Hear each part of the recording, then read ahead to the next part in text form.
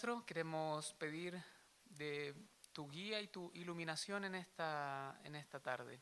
Queremos rogar que hables a nuestros corazones, que nos enseñes de tu palabra sobre cómo debemos conducirnos en la iglesia de Dios, que es columna y baluarte de la verdad. En el nombre de Jesús. Amén. Primera de Timoteo, capítulo 3, versículo 1. He titulado este sermón y esta reflexión, Un oficio anhelado. Vivimos en una época donde la idea de liderazgo... Vamos para antes de empezar a probar que esté funcionando. ¿Por allá? Sí, está en on. Ahí está. Esperemos que no corra varias al mismo tiempo. Ok, vivimos en una época donde la idea de liderazgo se escucha en todas partes. Hay gurús de empresas, hay coaching para líderes, tecnologías, organizaciones, grandes empresas, donde el líder se destaca porque es una persona carismática que busca influir, guiar, inspirar. Pero curiosamente, cuanto más se habla de liderazgo, más escasea el verdadero liderazgo. Hoy cualquiera puede abrir un canal de YouTube, de Instagram y hacer estos coaching para líderes y para futuros y grandes emprendedores y jefes y líderes de una empresa o un proyecto, aunque no conozca a nadie a quien deba guiar precisamente. Y en medio de esta cultura de la visibilidad, donde todo tiene que ser tan expuesto, tantas luces, tan rimbombante, la Biblia nos muestra un liderazgo completamente diferente, que no nace del ego, sino del servicio, que no se construye desde las grandes plataformas, sino que se construye a partir del carácter, y que no se mide en función de cuántos seguidores tiene la persona, sino por cuántas almas cuida. Por eso cuando Pablo comienza el capítulo 3 del versículo 1 diciendo, palabra fiel, si alguno anhela obispado, buena obra desea, nos está invitando a detenernos. Nos está hablando no nos está hablando de un ascenso o de un cargo, ni de una posición. Habla del liderazgo más contracultural que existe, que es el liderazgo pastoral. Y hoy vamos a ver qué significa anhelar verdaderamente esta buena obra. Palabra fiel, si alguno anhela obispado, buena obra desea. Espero que de aquí al término todos terminemos aprendiéndonos de memoria este verso. En el texto que revisaremos hoy, el apóstol usa una expresión que utiliza en otras 5 oportunidades a lo largo de sus epístolas pastorales, a saber, Timoteo y Tito. La expresión es palabra fiel y la usa para llamar la atención de la audiencia antes de emitir una sentencia que es relevante. Recuerdan que el Señor Jesús usaba una expresión también semejante que decía, de cierto os digo, 2 puntos, y lanzaba su sentencia.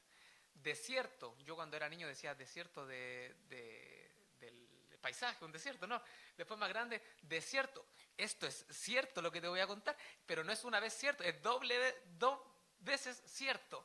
Esto que estoy diciendo es muy cierto. ¿Cierto? Por lo tanto, lo que viene alrededor de la expresión palabra fiel son aspectos centrales del mensaje que Pablo está entregando y son cosas por las cuales Pablo afirma que no debiera haber incertidumbres ni titubeos, sino certezas. Otras traducciones de otras Biblias en español usan la expresión esto es muy cierto o esto es cierto. En traducciones más interpretativas dicen esta es una palabra digna de crédito. Fiel es esta palabra. Y los otros 4 usos de esta expresión, que si alguien los quiere me los puede pedir después, palabra fiel siempre está envuelta en un contexto que alude directamente al Evangelio. Son sentencias que tienen que ver con el mensaje central de nuestra fe y de nuestra esperanza cristiana. Hablan de que Cristo vino al mundo, que Él nos salvó por gracia, que Él es el Salvador, que un día viviremos y reinaremos con Él. Sin embargo, en este contexto, el uso de la palabra fiel tiene un ambiente distinto, pero que no es menos relevante. Palabra fiel entonces tiene que ver con algo de suma importancia para el cuidado de la iglesia del Señor. Recordemos nuevamente que el apóstol Pablo le escribe a Timoteo esta epístola con el fin de darle algunas instrucciones sobre cómo debe conducirse en el contexto de la iglesia. ¿Recuerdan en el capítulo 1 que le da instrucciones de cómo manejar estas desviaciones acerca de quienes usan más la ley del Señor? También habla de qué tenemos que hacer con aquellos que se apartan de la verdad, como fue el caso de Himeneo y Alejandro en el capítulo 1, versículo 20. Luego da ciertas instrucciones acerca de la oración, acerca de cómo debe ser la conducta de un hombre, de un varón y una mujer piadosos dentro de la iglesia. Ahora dará consejos acerca del obispado y el diaconado. Más adelante dará instrucciones acerca del cuidado particular que hay que tener en la iglesia acerca de las viudas. También sobre el trato que hay que darle en la iglesia a los pastores. Sobre cómo vivir una vida de gratitud y contentamiento. Cosas que iremos viendo con el paso de las semanas. El motivo de esta epístola queda bastante claro en los versículos 14 y 15 del capítulo 3. Si tienen abierto entonces el capítulo 3, los versos 14 y 15 dicen: esto te escribo, aunque tengo la esperanza de ir pronto a verte, para que si tardo, sepas cómo debes conducirte en la casa de Dios, que es la iglesia del Dios viviente, columna y baluarte de la verdad. Por lo tanto, esta palabra fiel tiene una relevancia que es significativa respecto a cómo debe conducirse Timoteo en la casa de Dios. Entonces, ¿qué es esto tan cierto, tan digno de prestarle atención? ¿Qué es esto tan relevante que tiene que ver sobre la conducta de Timoteo en Éfeso, sobre la casa de Dios? Que si alguno anhela obispado, buena obra desea. Vamos a analizar entonces esta sentencia. Si alguno anhela el obispado. La palabra obispo nos suena a todos quizás un poco lejana, ¿no? Suena un poco católico romana, suena un poco jerárquica, suena un poco grande, extasiante hablar del obispado. No es una palabra que está muy común en nuestro vocabulario habitual, en nuestros contextos de iglesia. Así que para tener claridad acerca del uso de esta palabra, vamos a trasladarnos a Hechos capítulo 20. Así que busquen en sus Biblias. Y nos vamos a ir a Hechos capítulo 20, donde la iglesia comienza entonces su organización, la iglesia neotestamentaria, por supuesto, comienza su organización, su estructura. Y quiero presentarles dos versos para no leer el texto completo. Hechos capítulo 20, versículo 17 dice: enviando pues desde Mileto a Éfeso, hizo llamar ¿a quiénes? A los ancianos de la iglesia. ¿Ok? Pablo entonces hace llamar desde Mileto a los ancianos de Éfeso, les va a dar un mensaje de despedida, les va a decir que han sido buenos compañeros, que él ha tomado tiempo enseñándoles la palabra, él sabe que viene un proceso judicial una vez que llegue a Jerusalén, porque se está dirigiendo de vuelta a Jerusalén en su último viaje misionero, y entonces manda a llamar a los ancianos de la iglesia. Y hablándole a los ancianos de la iglesia, fíjense lo que dice el verso 28. Por tanto, ustedes ancianos de la iglesia, mirad por vosotros y por todo el rebaño en que el Espíritu Santo os ha puesto por obispos, para apacentar la iglesia del Señor, la cual Él ganó por su propia sangre. Las palabras aquí utilizadas son presbítero, que se traduce como anciano, episcopo, que se traduce como obispo, y el verbo poimen, que significa apacentar. ¿Ok? Presbítero, anciano, episcopo, obispo, apacentar o poimen, que es la palabra en griego. O sea, para ir a la idea que quiero trasladarlos, a los mismos ancianos o presbíteros que están en esta reunión, Pablo les llama obispos y les dice, la función de ustedes como obispos es pastorear, es apacentar el rebaño del Señor.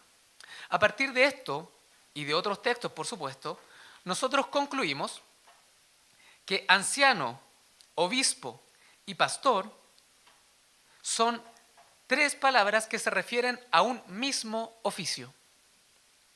Le llamo oficio porque esta palabra, oficio, significa hacer una obra.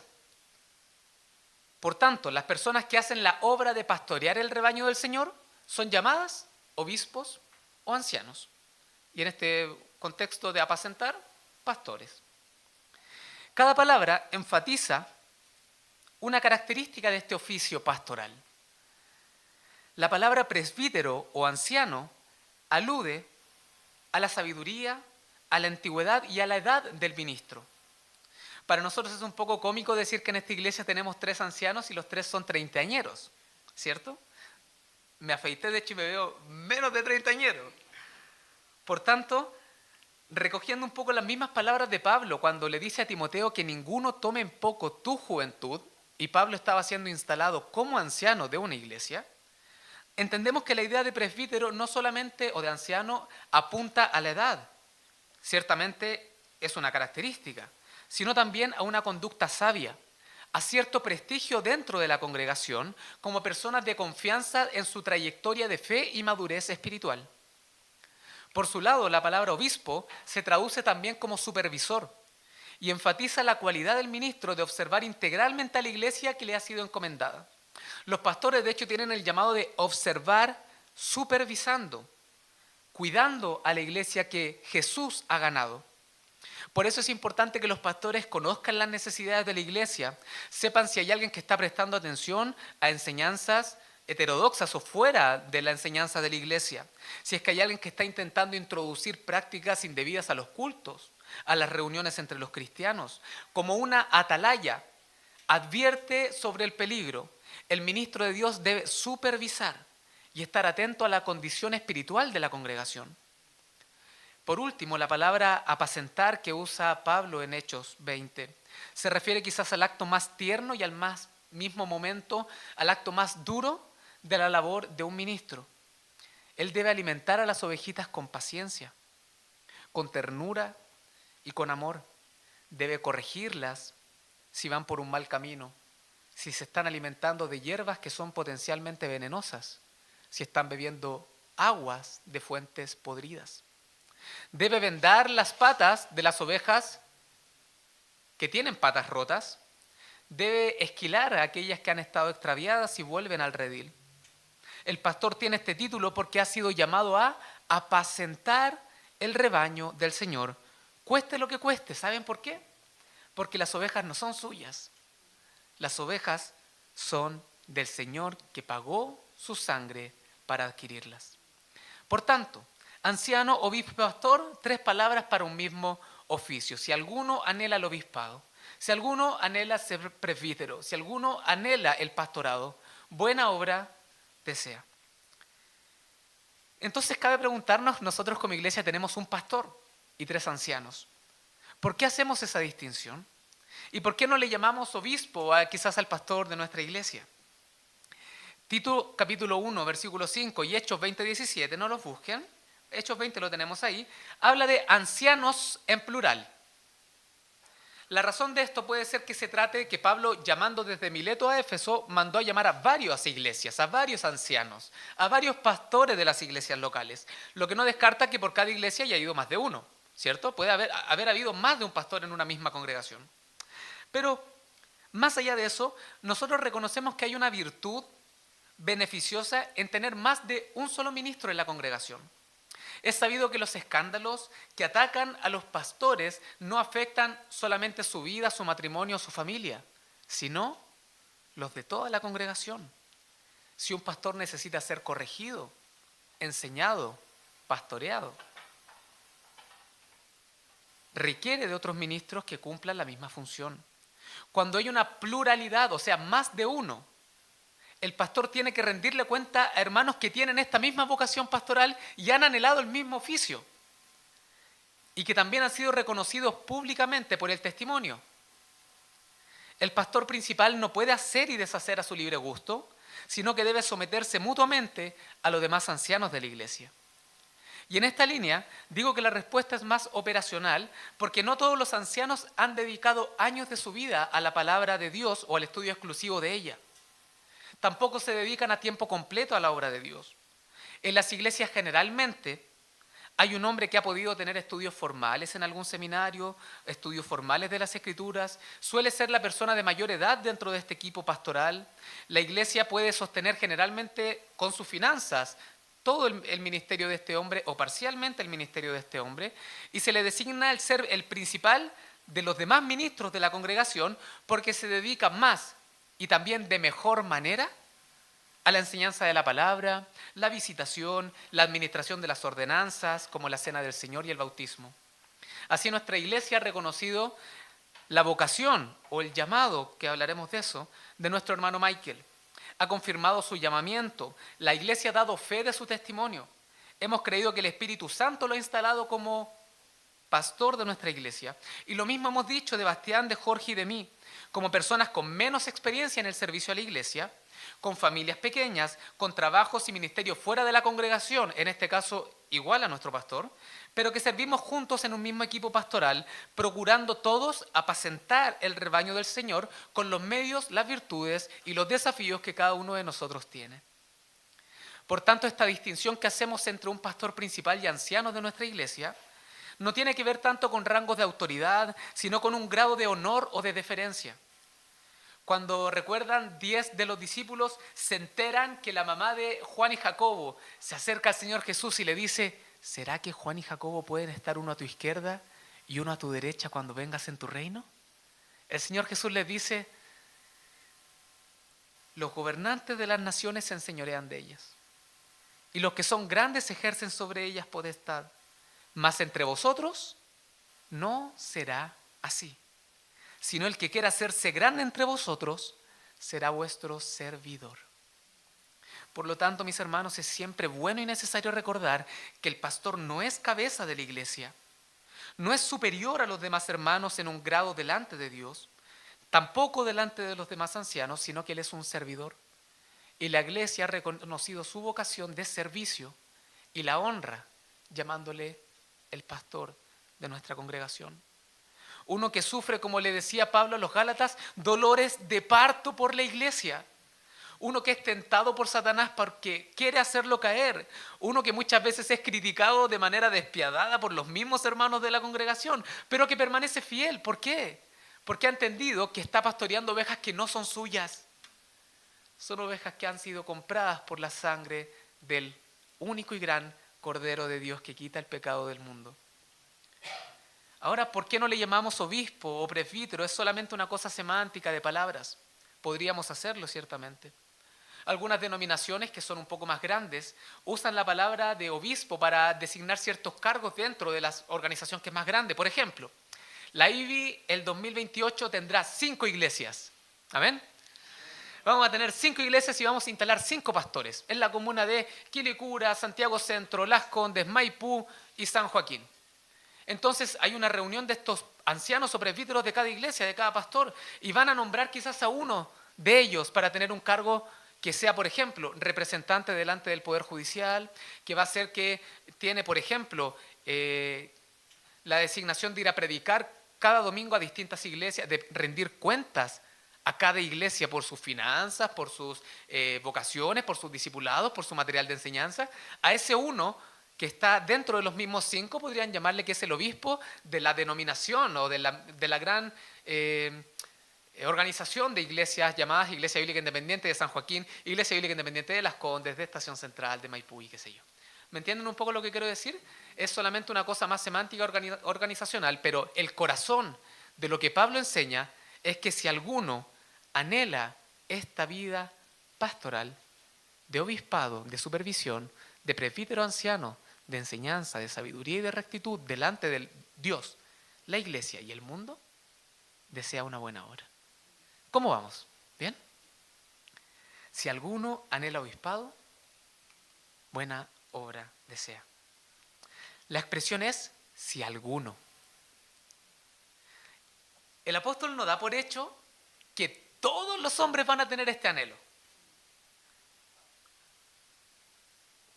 Yo he visto que existe la peligrosa costumbre en algunos círculos cristianos de animar a los jóvenes a ser pastores o maestros, desde muy chiquitito.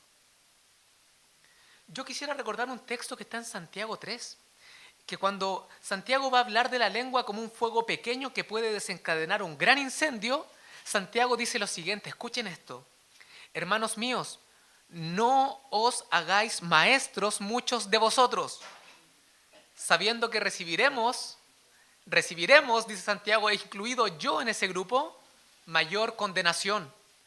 Esto lo dice porque los maestros, iba a hablar de la lengua, los maestros deben hablar mucho y pueden causar gran bendición con sus palabras, como también destruir el corazón de las personas. Además lo hacen de manera pública, eso quiere decir que se hacen esclavos de sus propias enseñanzas. Pueden ser juzgados por sus propias enseñanzas públicas. Además no se trata de hablar de fútbol, de economía, de estética, de negocios, de emprendimientos, no. Se trata de pararse y hablar de la palabra de Dios, que es palabra viva y palabra que vivifica.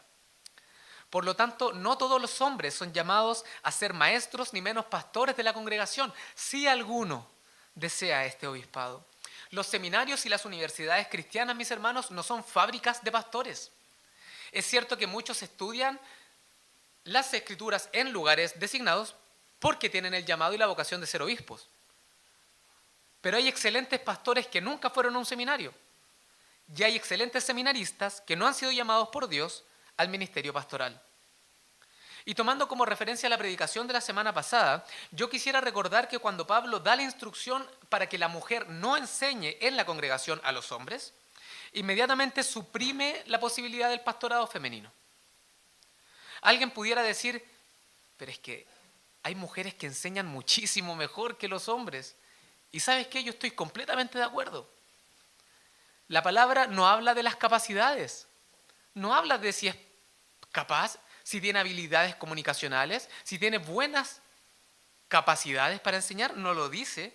No dice que no sepa enseñar, sino que no dejo ni autorizo que lo haga porque el orden creacional no es así y el Señor de la iglesia que está dando instrucciones sobre cómo debe conducirse Timoteo en la iglesia, no lo autoriza.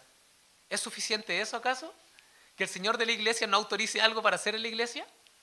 Es suficiente para nosotros. No quiere decir que no sepa, no quiere decir que no sea capaz.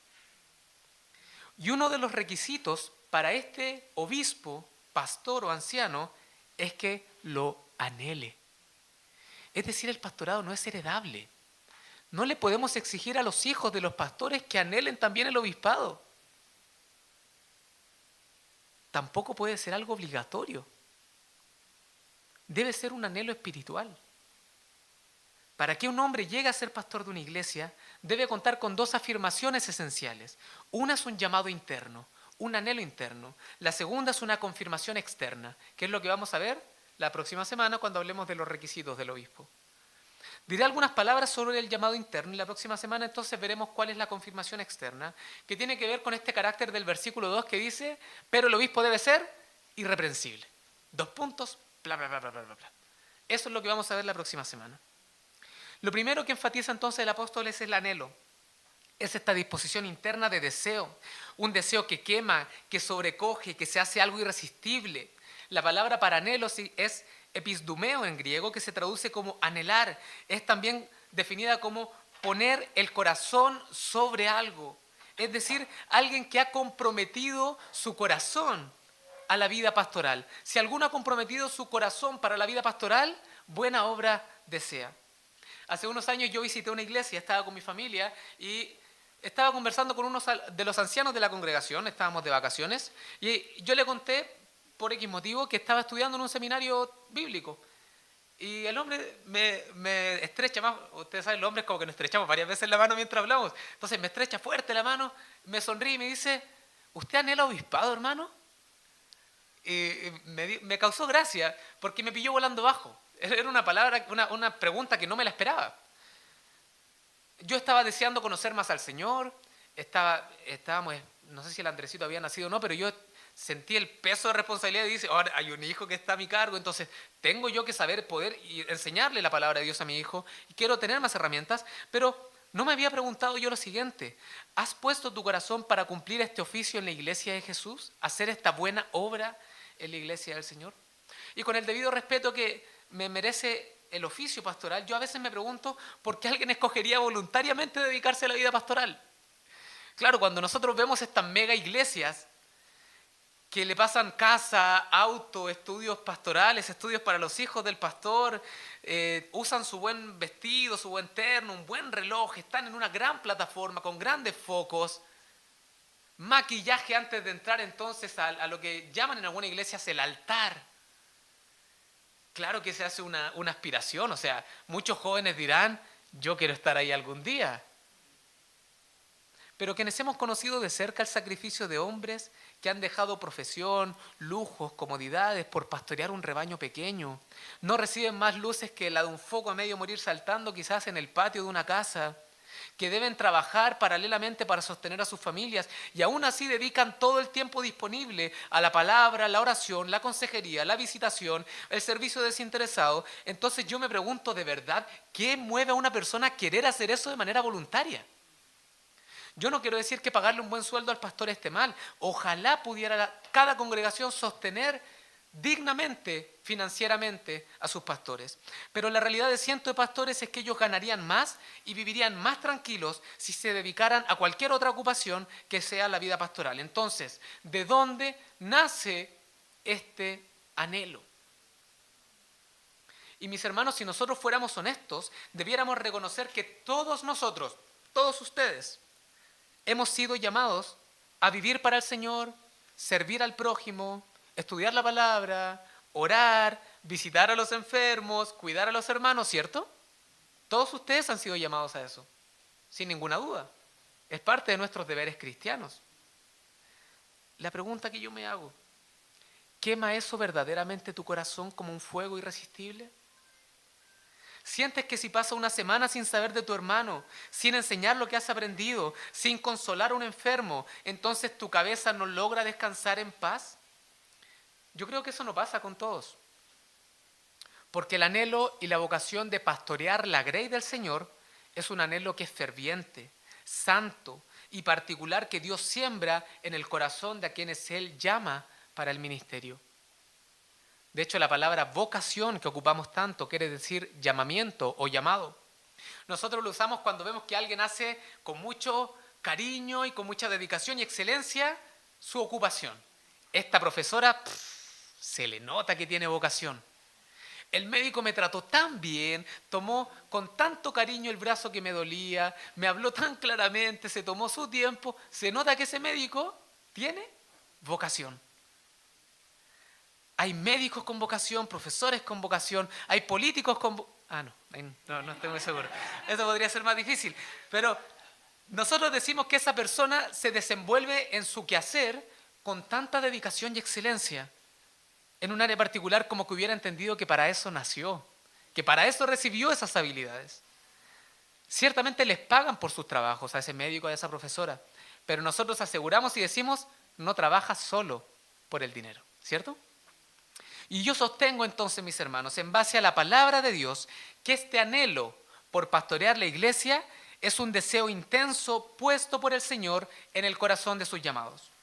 De hecho, estábamos viendo recién Hechos 20:28, que dice, el Espíritu Santo os ha puesto por obispos para apacentar la iglesia del Señor. Es el Espíritu Santo el que ha llamado y que ha ordenado a los obispos a apacentar la grey de Dios. Él ha puesto en sus corazones el deseo ferviente de servir a la iglesia, de supervisarla, de enseñarla, de cuidarla, de aconsejarla y conservarla pura de falta de doctrinas y de prácticas pecaminosas. De hecho, fíjense, hablando del llamado de Dios, Jeremías 20, cuando él dice, yo quise huir del llamado del Señor. Dice, y dije, no me acordaré más de él, ni hablaré más en su nombre. Jeremías fue un hombre que sufrió penalidades por ser un profeta del Señor. No obstante, había en mi corazón como un fuego ardiente metido en mis huesos. Yo traté de sufrirlo y no pude. También dice el mismo apóstol Pablo a Timoteo en el capítulo 1 que ya estudiamos. Doy gracias al que me fortaleció, a Cristo Jesús, nuestro Señor, porque me tuvo por fiel poniéndome en el ministerio. ¿Quién puso en el ministerio al apóstol? El Señor Jesucristo. El apóstol reconoce que Dios lo puso en este ministerio. De hecho, Efesios 4, 11 y 12 enseña que Jesús, quien murió y resucitó, ha constituido a pastores y maestros para perfeccionar a su iglesia. Por tanto, si alguno llega a anhelar el obispado, es por una obra espiritual del Espíritu Santo llamando al corazón de este hombre. Si alguno anhela el obispado, buena obra desea. La palabra obra también se traduce como función, tarea o un trabajo. Por eso nosotros le llamamos el oficio pastoral, porque es hacer una obra. O ministro, la palabra ministro también se traduce como un servidor. Es una obra, es un servicio, es una acción. No es una posición estéril, no es un cargo simbólico. Se espera que el pastor esté funcionando como un supervisor y apacentador de la grey del Señor. ¿Y cómo podría un pastor ejercer bien su labor si no conociera las necesidades de los hermanos? ¿Cómo podría predicar la palabra si primero no conoce ni estudia la palabra? ¿Cómo podría llamar a los hermanos a la evangelización del mundo si no es diligente él en compartir el evangelio de Jesús? Aquel que desea ser pastor está deseando una obra que es buena, un oficio que vale la pena, un ministerio digno de sus pensamientos, de sus oraciones, de sus sueños. Esta inclinación por la vida ministerial no es humana, sino que proviene de lo alto y es un deseo que no se queda en el deseo, sino que moviliza, que actúa, que obra, que opera. Y quiero invitarlos, hermanos, para ir cerrando la idea de la predicación de hoy. ¿Cuál es este llamado a los pastores? ¿De qué se trata esta buena obra que el pastor anhela y que desea? ¿De qué se trata este fuego intenso que quema por dentro a quienes presiden la iglesia del Señor? ¿En qué consiste?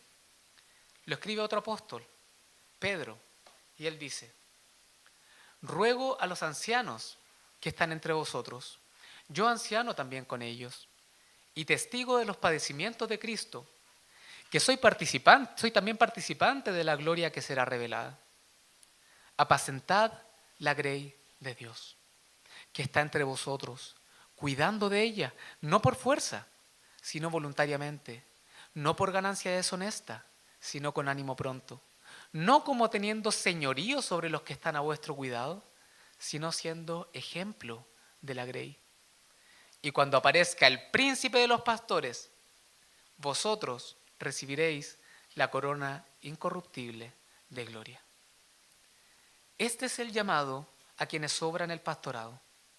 Y este debe ser el anhelo de sus corazones. Apacentar con amor, con paciencia, con humildad, con vocación de servicio, con santidad a toda la congregación. Por esta razón, los pastores deben dedicarse con esfuerzo para ser llamados dignos de su vocación. Deben ocupar bien sus dones, deben evitar y luchar contra el pecado, deben superar sus dificultades, deben procurar crecer cada día, porque la meta que tienen por delante es nada más ni nada menos que cuidar a las ovejas del Señor. Por eso esta es una palabra fiel. Por eso, de cierto y con certeza, te digo lo siguiente, que el que anhela este trabajo, de verdad te lo digo, que anhela una buena obra. Porque Dios dispone para quienes Jesús compró con su preciosa sangre de siervos que cuiden de ellos. Por esto debe obrar con seriedad y santidad en la ocupación a la cual Dios lo ha llamado. Y este cuidado pastoral lo ejerce enseñando en el culto público. Lo ejercemos discipulando, lo ejercemos orando por la iglesia, visitando a los enfermos, haciendo consejerías matrimoniales y de quizás cuántas otras formas con el fin de cuidar a las ovejas de nuestro Señor Jesús. Hermanos, y para los que pastorean bien la iglesia, cuando aparezca el príncipe de los pastores, recibiremos la corona incorruptible de gloria. Así que mis hermanos Michael, ancianos, si cuidamos de la grey de Dios con amor, con dedicación y con un servicio humilde, compasivo, el Señor ha reservado para nosotros una recompensa indescriptible. Y que esto anime nuestros corazones para no decaer cuando hay momentos difíciles en el oficio pastoral. Sin embargo, mis hermanos, ¿basta con querer serlo? ¿Es suficiente con una declaración y personal de sentir yo siento el llamado pastoral? para ser constituido como pastor de una congregación? ¿Acaso no es engañoso el corazón? Y nuestros pensamientos pueden hacernos creer algo que no es cierto. Afirmamos por la palabra de Dios que no es suficiente. Y por eso la próxima semana veremos en lo que yo he llamado la confirmación externa. ¿Cómo debe ser el carácter de este hombre y quiénes deben reconocer el carácter de este hombre? Para decir que efectivamente ha sido llamado por Dios al ministerio. De hecho, una de las cosas que generalmente hace cuando vienen jóvenes, generalmente jóvenes, a decir yo quiero irme a estudiar al instituto o a un seminario o quiero dedicarme a la vida pastoral, lo que uno hace de inmediato es examinar y decir ¿qué has estado haciendo hasta ahora? ¿O pensabas comenzar a obrar para el Señor una vez que te dieran el cargo y el título de pastor o de evangelista? Es uno de los exámenes más primitivos, por así decirlo, a la hora de examinar a alguien si ha sido llamado al ministerio pastoral. Para terminar, mis hermanos, quiero decir lo siguiente. Es Dios quien determina cómo debemos conducirnos en su iglesia. No son los consensos culturales, no es la moralidad de turno, no son elecciones particulares y privadas. Él pone hermanos que por la gracia de Dios han obedecido al llamado de pastorear a la iglesia de Jesús. Y el llamado de la iglesia es cooperar y trabajar en un mismo sentir con sus pastores, no porque lo hagan todo perfecto, sino porque la función de ellos es velar por nuestras almas. No que no puedan ser corregidos, sino que deben ser con el reconocimiento del oficio que ellos ejercen. Vamos a buscar Hebreos 13:17 y con eso terminaremos el estudio y la predicación del día de hoy. Hebreos 13:17.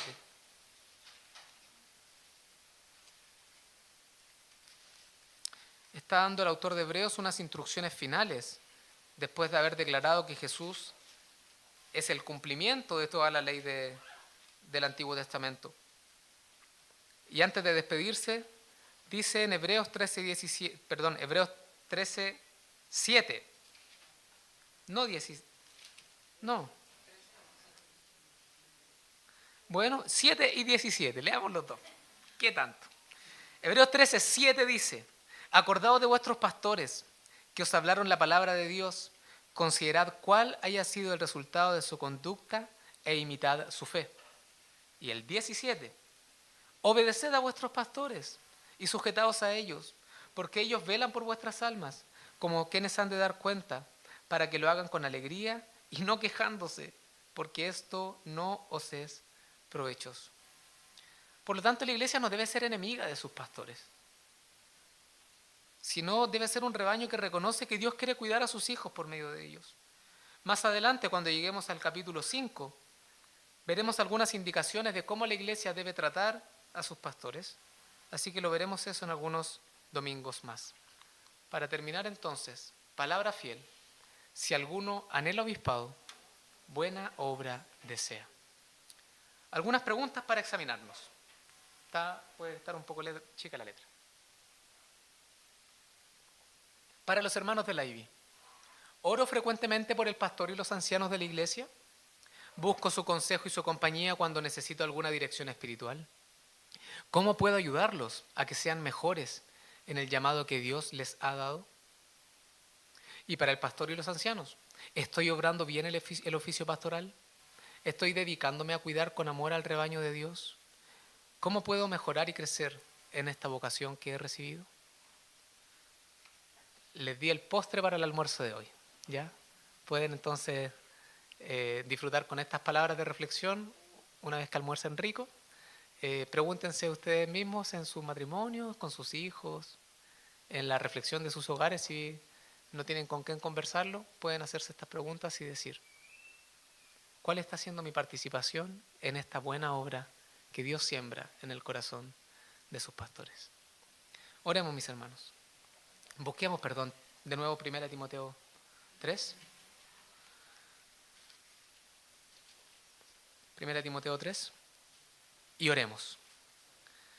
Señor Dios nuestro, deseamos que tú pongas en nuestra iglesia pastores que anhelen el obispado, esta buena obra. Deseamos que hagas de nuestro hermano Michael y de los ancianos de esta iglesia personas irreprensibles, maridos de una sola mujer, hombres sobrios, prudentes, decorosos y hospedadores. Deseamos que les des habilidades para enseñar, que no sientan la tentación ni la debilidad por el alcohol, que no sean peleadores ni pendencieros, que no sean codiciosos de ganancias deshonestas. Ayúdanos a ser amables, apacibles y no avaros.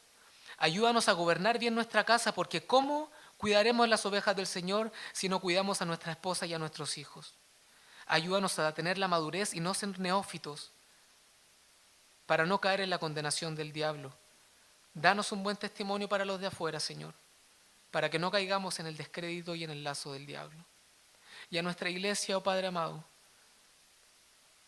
ayúdanos a trabajar juntos como un solo cuerpo para la gloria del Dios de los cielos. Ayúdanos también como ovejas nosotros a obedecer a nuestros pastores y reconocer su labor en la iglesia. Este orden es sagrado y es santo porque tú lo has establecido. Si nos hubieras preguntado a nosotros, oh Dios, cómo dirigir tu iglesia, quizás se nos hubiesen ocurrido una dirección comunitaria, quizás se nos hubieran ocurrido algo más empresarial, algo más hábil, con habilidades más comunicacionales, con un carácter más pegajoso, llamativo, pero no, oh Dios, tú has ordenado estas indicaciones para tu iglesia y son santas, sagradas, perfectas. Por lo tanto, ayúdanos como iglesia a cuidar de nuestros pastores y a los pastores de esta iglesia, ayúdanos, Señor, a cuidar el rebaño que el Señor ha dado bajo nuestro cuidado porque son ovejas tuyas. Oh Señor, todos nosotros somos ovejas de tu prado. Todos nosotros necesitamos alimentarnos de los verdes pastos que tú tienes para nosotros. Todos nosotros necesitamos ser enseñados, reprendidos, corregidos, aconsejados. Ayúdanos, oh Señor, como ovejas compradas por tu preciosa sangre. Ahora al celebrar la cena recordamos ese precio de sangre tuyo. Porque esta es una palabra fiel, que aquellos que anhelan el obispado están deseando una obra espiritual, sembrada en el corazón, por ti, oh Señor de la iglesia, cabeza de la iglesia y Señor del universo. En el nombre de Cristo Jesús, nuestro Señor. Amén. Que el Señor nos bendiga, hermanos.